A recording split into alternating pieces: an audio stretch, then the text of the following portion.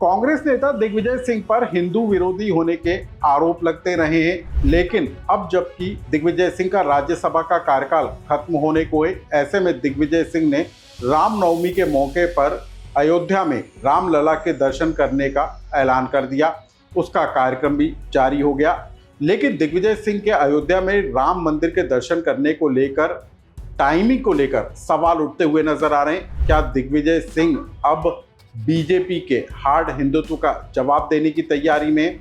आखिर दिग्विजय सिंह इस कार्यक्रम के जरिए कौन सा बड़ा सियासी संदेश देने की कोशिश में, इसको हम समझेंगे। साथ ही हम आपको बताएंगे कि भारत के अंदर 6G नेटवर्क शुरू होने को लेकर केंद्रीय संचार मंत्री ज्योतिरादित्य सिंधिया ने क्या कुछ बताया। साथ ही हम आपको बताएंगे कि मध्य प्रदेश में अचानक से पेट्रोल और डीजल की डिमांड बढ़ जाने को लेकर कैसे बिगड़ते हुए हालात नजर आ रहे हैं और कहां पर मध्य प्रदेश में अब पेट्रोल और डीजल की राशनिंग शुरू की गई है। नमस्कार, मैं हूं अनुराग श्रीवास्तव और आप देख रहे हैं एमपी डायरी।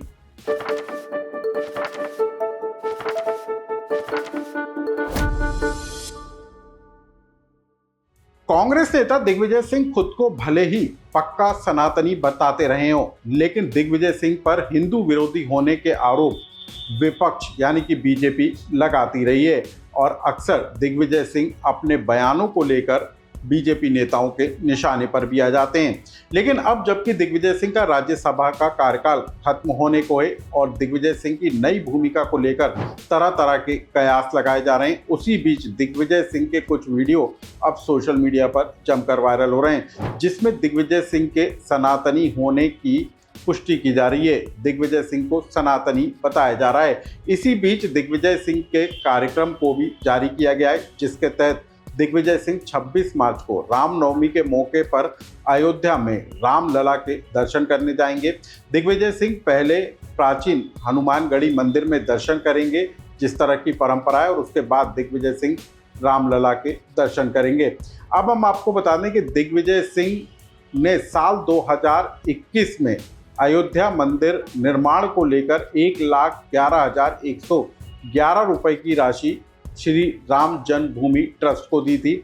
इसी के साथ दिग्विजय सिंह ने संकल्प लिया था कि जब राम मंदिर का निर्माण पूरा हो जाएगा तब वो रामलला के दर्शन करने जाएंगे, यानी कि अधूरे मंदिर में वो निर्माण के दौरान जो है राम मंदिर के दर्शन नहीं करेंगे। अब जबकि निर्माण का कार्य पूरा हो चुका है, तो ऐसे में दिग्विजय सिंह अयोध्या में राम मंदिर के दर्शन करने जा रहे हैं। लेकिन सबसे बड़ी बात, दिग्विजय सिंह के रामनवमी के मौके पर रामलला के दर्शन करने की टाइमिंग को लेकर सवाल उठते हुए नजर आ रहे हैं। जबकि दिग्विजय सिंह का राज्यसभा का कार्यकाल खत्म होने वाला है, खुद दिग्विजय सिंह ये बोल चुके हैं कि अब पार्टी के अंदर उनकी क्या भूमिका होगी ये पार्टी हाईकमान तय करेगा। लेकिन दिग्विजय सिंह इस बात के भी संकेत दे चुके हैं कि मध्य प्रदेश की राजनीति में अब वो मुद्दों की राजनीति करते हुए नजर आएंगे। तो क्या दिग्विजय सिंह बीजेपी के हार्ड हिंदुत्व का जवाब देने की तैयारी में? क्या दिग्विजय सिंह राज्यसभा का कार्यकाल खत्म होने के बाद मध्य प्रदेश में 2028 की तैयारी को लेकर किसी नई पटकथा को लिखने की तैयारी में लग गए? ये तमाम तरह के सवाल उठते हुए नजर आ रहे हैं। लेकिन जिस तरीके के वीडियो सोशल मीडिया पर वायरल हो रहे हैं और खुद दिग्विजय सिंह के दफ्तर से दिग्विजय सिंह का जो कार्यक्रम जारी किया गया है, वो इस बात के संकेत देता हुआ नजर आ रहा है कि मध्य प्रदेश में होने वाले 2028 और उसके बाद 2029 के लोकसभा चुनाव को लेकर दिग्विजय सिंह किसी नई पटकथा को लिखने की तैयारी में, और वो आने वाले दिनों में किस रूप में नजर आएगी ये देखना भी दिलचस्प होगा। भारत के अंदर 6G नेटवर्क की शुरुआत को लेकर केंद्रीय संचार मंत्री ज्योतिरादित्य सिंधिया ने संसद के अंदर एक बड़ी जानकारी दी। ज्योतिरादित्य सिंधिया ने बताया कि भारत 6G नेटवर्क को लेकर अलायंस में मजबूत भागीदारी निभाता हुआ नजर आ रहा है और 6G नेटवर्क को लेकर भारत एक बड़ी भूमिका में भी दिखाई देगा। सिंधिया ने यह भी बताया कि 3G नेटवर्क को लेकर भारत पीछे था, 4G को लेकर साथ में आया और 5G में वो आगे बढ़ा, लेकिन 6G में अब भारत नेतृत्व करता हुआ नजर आएगा। क्या कुछ कहा केंद्रीय मंत्री ज्योतिरादित्य सिंधिया ने, आप उसे सुनिए। भारत 6G अलायंस प्रधानमंत्री जी के द्वारा स्थापित की गई है।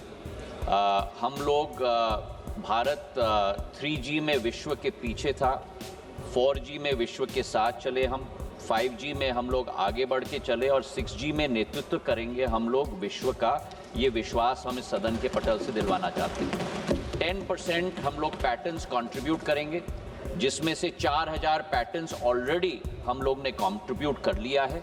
यूबिक्विटस कनेक्टिविटी का प्रस्ताव भारत का 3GPP और ITO में स्वीकृत हो चुकी है और इसी के साथ B6GA अलायंस में जो शुरुआत हुई थी केवल 14 संस्थानों के साथ आज 85 संस्थानों तक बढ़ चुकी है। हमारे 7 वर्किंग ग्रुप्स हैं, स्पेक्ट्रम पे, डिवाइस टेक्नोलॉजी और कंपोनेंट्स पे, टेक्नोलॉजी पे, अलायंसेस पे, ग्रीन एंड सस्टेनेबिलिटी पे, आउटरीच पे और 6G यूज केसेस पे। और सभी हमारे 7 वर्किंग ग्रुप्स के क्वार्टरली एनालिसिस मंत्रालय के अंतर्गत हम लोग करते हैं और भारत 6G का नेतृत्व करेगा, इसका विश्वास सदन के पटल पर मंत्रालय की तरफ से हम लोग रखना चाहते हैं। दावा किया जा रहा है कि भारत के अंदर पेट्रोल और डीजल को लेकर कहीं भी किल्लत नहीं है, कमी नहीं है, लेकिन इस बीच मंगलवार की देर शाम मध्य प्रदेश के कई शहरों में पेट्रोल और डीजल को लेकर अफवाहों का दौर तेज हो गया और इसके बाद पेट्रोल पंपों पर वाहनों की लंबी लंबी कतारें लग गई और फिर पुलिस प्रशासन को तो कहीं जिला प्रशासन को मोर्चा संभालना पड़ा। बताया ये जा रहा है कि पेट्रोल और डीजल की कमी नहीं है, लेकिन सोशल मीडिया पर कुछ अफवाह फैल जाने के बाद लोग पेट्रोल पंपों पर जो है पेट्रोल भरवाने के लिए पहुंच गए और उसके बाद पेट्रोल और डीजल की किल्लत शुरू हो गई। इसी बीच मध्य प्रदेश के रतलाम से एक बड़ी खबर निकल कर आई। पेट्रोल और डीजल की डिमांड अचानक से बढ़ जाने को लेकर यहां पर जिला प्रशासन ने राशनिंग शुरू कर दी, यानी कि 2 व्हीलर पर 200 और 4 व्हीलर पर 400 रुपए तक का पेट्रोल डालने के निर्देश दिए गए हैं। इसके अलावा पेट्रोल पंपों पर टीमों को भी तैनात कर दिया गया है और साथ ही इस बात के भी निर्देश जारी कर दिए हैं कि कहीं पर भी कोई पेट्रोल और डीजल का स्टॉक नहीं कर पाएगा, यानी कि खुले में पेट्रोल और डीजल की बिक्री नहीं हो सकेगी। इस पूरे मामले को लेकर क्या कुछ बताया रतलाम जिला प्रशासन अधिकारी ने, आप उसे सुनिए। ऑयल कंपनी के माध्यम से इस संबंध में निर्देश दिए जा रहे हैं।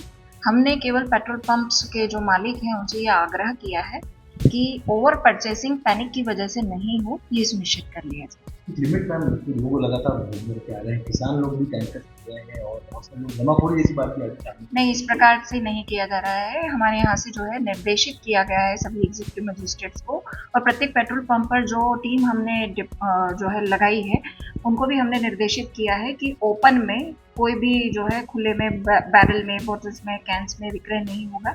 जो उनका व्हीकल है उसी में जो है पेट्रोल का परचेस वो कर पाएंगे। MP डायरी से जुड़ी इन खबरों को लेकर आपका कोई सुझाव या कमेंट्स हो तो हमें कमेंट्स बॉक्स में लिखकर जरूर बताएं।